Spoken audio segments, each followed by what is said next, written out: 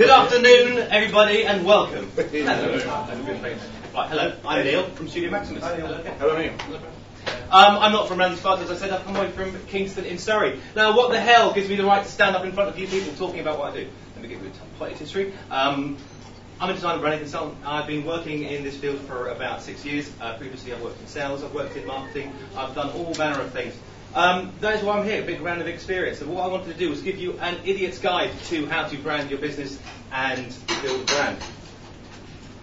Witness the visual metaphor, an iceberg. It's a gas. Right, here we go. My logo, my brand, right? Yeah? Yes. No. No. I don't think you're going to break that, mate. You don't bend over at the top. Look at the top there. This is my old school low-tech presentation. Here we go, look at that, the reveal. No, the iceberg is your brand. It's the whole of it. The logo is the bit that you see, and like an iceberg.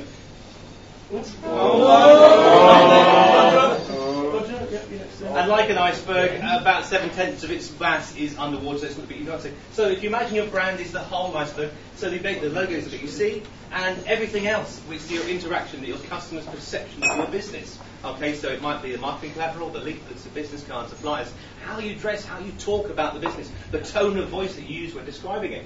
Okay, so it's a common misconception, but the logo is the face. We sometimes call the logo the silent ambassador, the communication of your business. It might be just your face, but the rest of you is your brand, the whole thing. Visually gesturing, the whole thing. Okay, you with me? Yeah. Advertising. I'm a great lover. I'm a great lover. I'm a great lover. Telling everybody about your business. Okay. PR. Anybody here in PR? Hey. Yeah. Trust me, he is a great lover. Yeah. So this is somebody else, an employed agent on your behalf, telling your prospective clients about what you do. Okay. These aren't actually new definitions, by the way. This is just kind of made up. And finally, branding. It's your client coming up to you like, I hear you are a great lover. Right? Okay. This is your customer knows about you. They know what. I'm a great professional businessman, actually. They know about your business because they've understood what your message is about through the power of your branding. Okay. So we're all on the same page, aren't we? Yes. Wonderful. Look at that. How foolish of me to do that in front of the camera as well.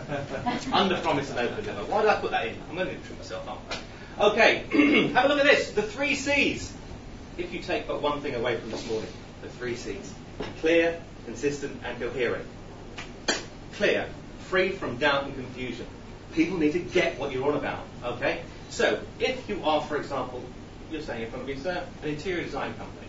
Okay? If you call yourself Pigeon, right? Pigeon, right? I've got no idea what that could be about, what you're talking about. You call yourself David Hutton Interiors, okay? I know that you are called David and that you're dealing with interiors, okay? Make it clear. Don't make me think. Consistent. I'm changing in effect over time, not containing logical contradictions, okay? I wrote this down because it's difficult to say. So, there's no reason why you can't go to a web developer to get your website, a printer to get your printing done, a large format printer to get your banners done, right? Absolutely no problem to go into different suppliers, but you have to tell them how it's going to look and how it's going to, what colour you're going to use and what pictures you're going to use, because otherwise you'll end up with interpretation and you'll get everything looking just a little bit different, and that causes disconnect with your customers. They're going, hang on a minute, is this the same company? Right, now this is a little bit of fun that I stole from printing.com. It's called the branding detox, okay? Now, I want you to consider your own business card, if you will. And these are the top 5 signs that your business identity is letting you down. So let's have a look at number 1.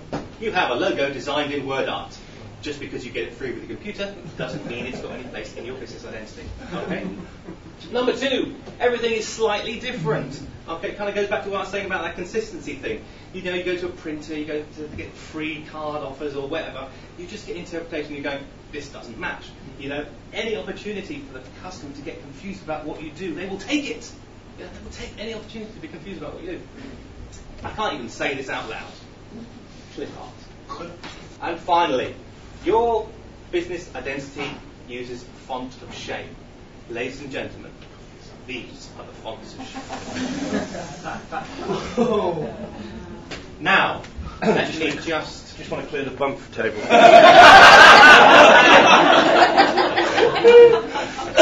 Have you got one? Are you the one ashamed? Yes! Out him! I feel dirty now. this does cause quite a little bit of Let me just put a quick caveat. I'm not saying these lovely fonts should not be used when you're writing letters or the words that you use in your leaflets, okay? They're great body fonts, as we call them in the Sun, okay? But they have no place in your top level identity, okay? Like, for example, the name of your company at the top. Now, Comic Sans, Zap Chancery, Brush Script, Times New Roman, and Arial. I drew these all by hand, you know. Very good. I traced them, I should say. But every time I see one of these in use, it's like a knife through the heart of the bluebird of creativity.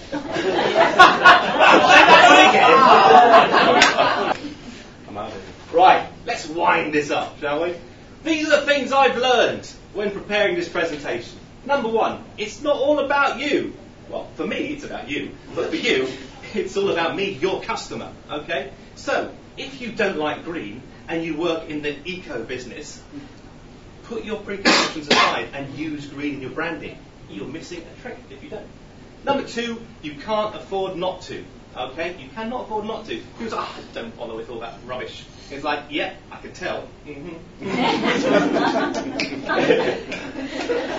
Number three, free stuff rocks. Use it. Hang on a minute, Neil. You said that using free can't. Yeah. Let me just explain. The free stuff I'm talking about, social media, it's the internet, it's the Twitter, online transaction, online conversations, right? Now beware though, free stuff, right? This is stuff that doesn't cost money necessarily, but it will cost you time, so use it wisely. Perfect opportunities to spread the word about your brand. Number four, it's not rocket science, unless of course you actually are dealing with rocket science, when it is rocket science, but that's a conversation for NASA. Okay, a lot of it is common sense. You know, you think it's obvious to you, it is actually. And finally, never, ever use Comic Sans. I've been Neil from Studio Maximus. If you would like to pick my brains afterwards, I was going to have a branding workshop, but do you know what? I thought I'd just, good people of Gordino. Good. I thought it was called Gordano. I said, I met Kim Hanley. I said, oh, you're from Gordano. He's like, no man, it's Gordino.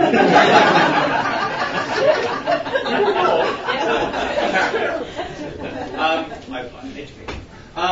If anybody wants to have a quick kind of like 30-minute kind of Q&A, if you want to have a bit of guidance, and I'm more than happy to help anybody out. You can follow me on Twitter at eStudioMaximus. I've been Neil. Thank you.